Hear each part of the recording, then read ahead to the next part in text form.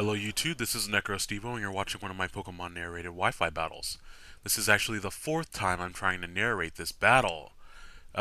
Today's battle is an RU match that I had against Immortal, who I found on the Smongon Wi-Fi Battle Finder, whatever it's called.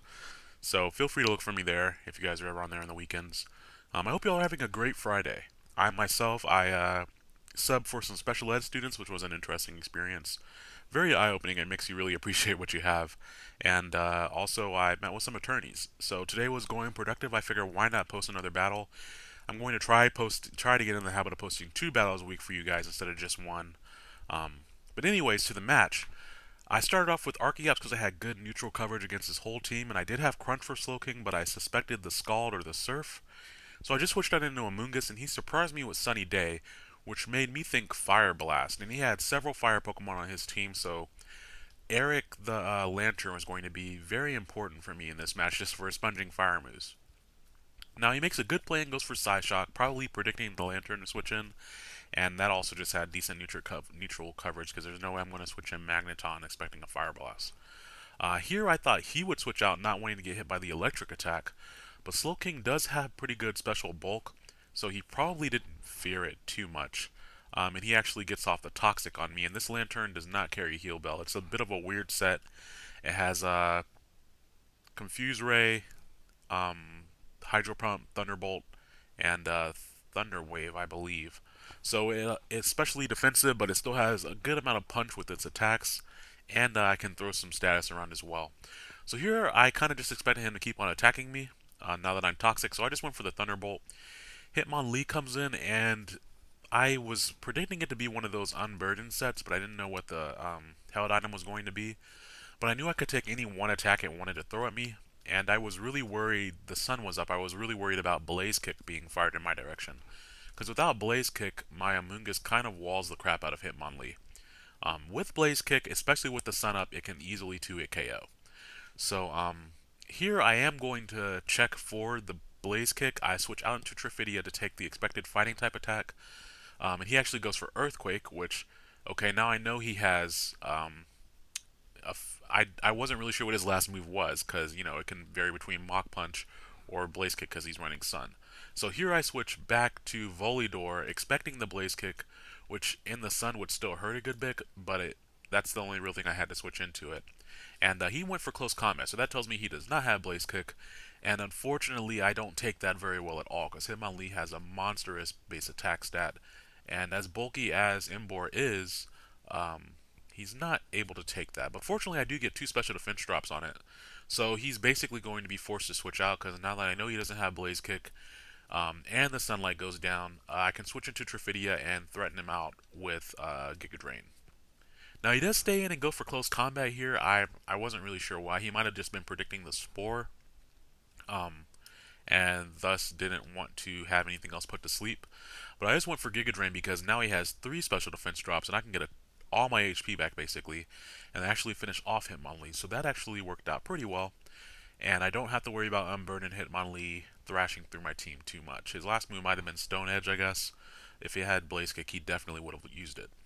Now here he switches into Charizard, and I knew he was going to use the fire attack, but the sun was not up, and at basically max high HP, I figured I could take any one attack Charizard went for, and I really wanted to put it to sleep because I didn't have Stealth Rocks up. I don't think I have Stealth Rocks on his team at all because I kind of just grabbed some random Pokemon.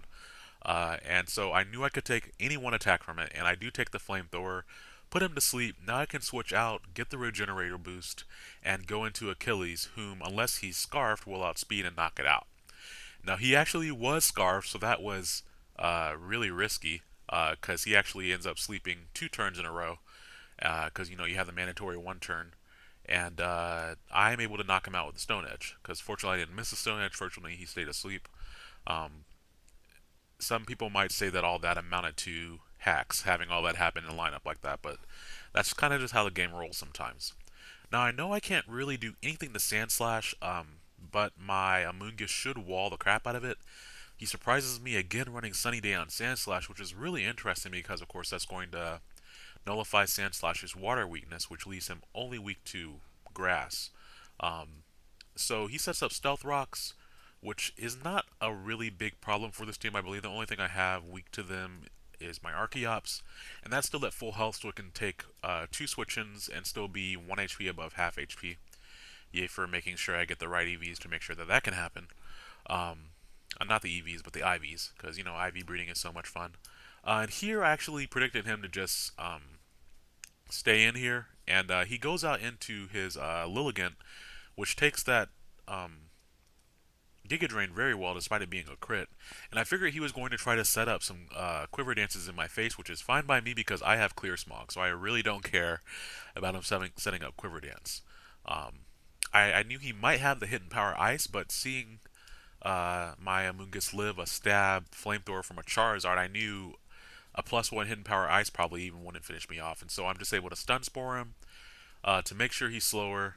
Even though he does have chlorophyll boost in the sun right now, and he gets paralyzed, but even if he had attacked, it would not have done that much damage. So I'm able to remove his stat changes and basically set him back to square zero. Basically, he does carry aromatherapy on his Lilligant, which is interesting. I don't think I've ever seen that on Lilligant before. But that gets rid of his paralysis and wakes up his Sand Slash in one fell swoop. And now that he no longer has a +1 special defense boost, I'm able to knock out Lilligant with my Amoonguss. So Amoonguss is actually the MVP of this battle so far, which is kind of interesting. Amoonguss is still one of my favorite Pokemon in 5th gen, and I kind of have a weird proclivity for poison grass types, because you guys know grass and poison are my 2 top favorite types in the game. Uh, but anyways, though, expecting another fire attack from Magmortar, and I think the sun is still up now too. I think it has 2 more turns. I think in the battle I was counting the turns. But anyways, though, I just switched in Eric because now that his Charizard is down, I did bring Stealth Rocks to this battle. I just haven't had a chance to switch them in really, but that was the best opportunity I had right there to kind of just get a pivot switch going on. And I hated to sacrifice Eric, but I didn't really want to deal with any of that. So on the off chance that he stayed and expecting me to set up Stealth Rocks, which was really obvious for him to switch to Sand Slash, I just went for Rock Blast to try to finish it off. Finish off the Magmortar rather, and so Sand Slash doesn't take any damage from that. And here I go for X Scissor, trying to put some damage on Sand Slash so that it'll be easy for something else to come in and finish it off, because Sand Slash is pretty bulky. And I only have a few special attackers left. Um, and I have my Magneton and I have my Amoonguss at this point. I think everyone else I had is physical. And so I knew I could live this and have just enough health left to put up my Stealth Rocks. And hopefully I could switch out now, and he was going to Rapid Spin, because I figured he didn't want the Stealth Rocks up while his Magmortar was sitting in the wing. So I figured I could switch in Achilles on the Rapid Spin, and from the Stealth Rock damage, barely take any damage from it. And now I can knock the Sand Slash out with the Flying Gem boosted Acrobatics, and then be prepared to do a decent amount of damage to whatever comes in next. So Sand Slash is down. I still have my Amoonguss intact. We're looking pretty decent. Now, I am forced to go for Crunch right here, just because I really didn't want to switch in Amoonguss on an attack, and that Crunch really didn't do that much to Slowking at all. In fact, it seems like it's probably max HP, max physically defensive, because I was really expecting that to do more. And here in Defeatist range, I went for Crunch again. I really probably should have gone for Acrobatics. The first one I was really hoping that I could get the defense drop. But fortunately his HP is low enough that I could probably finish him off with Crustle. I was anticipating that my Crustle might actually be faster, but of course I forgot about the Stealth Rock damage, and Crustle goes down to that right there. Amoonguss comes in now, and seeing the damage that I lived earlier, I knew I could live another Psyshock. Even with the Stealth Rock damage, I should still have a tiny bit of HP left over, and so a Giga Drain should be able to clean him right out. And Psyshock really doesn't do that much damage to Amoonguss at all.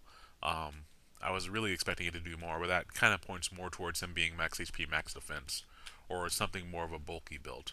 But that's okay, because now the sunlight has faded, which is good. Unfortunately, at the amount of HP that I'm at, I'm not going to be able to live a fire attack from Magmortar, and I was hoping he would overpredict, but he really didn't have any reason to, because I think the only other thing I had left was Magneton. Which Magneton was really dead weight in this battle. It just wasn't. I never had a chance to really switch it in.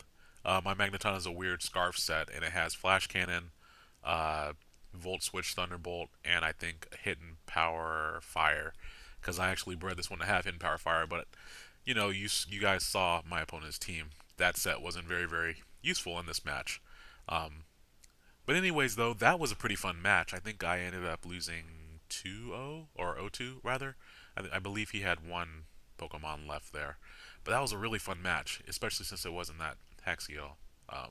No, actually, I lost 0-1.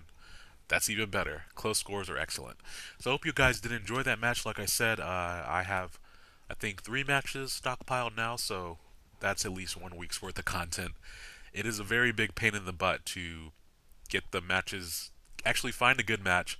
Then I have to go to Starbucks or the library, depending on which Wi-Fi is being temperamental that day, and then download the matches to my R4 card. But the nice quality is nice, so I'm really happy I'm able to bring that to you guys as kind of a thank you for actually watching my content. So you guys be sure to go out and have a great weekend.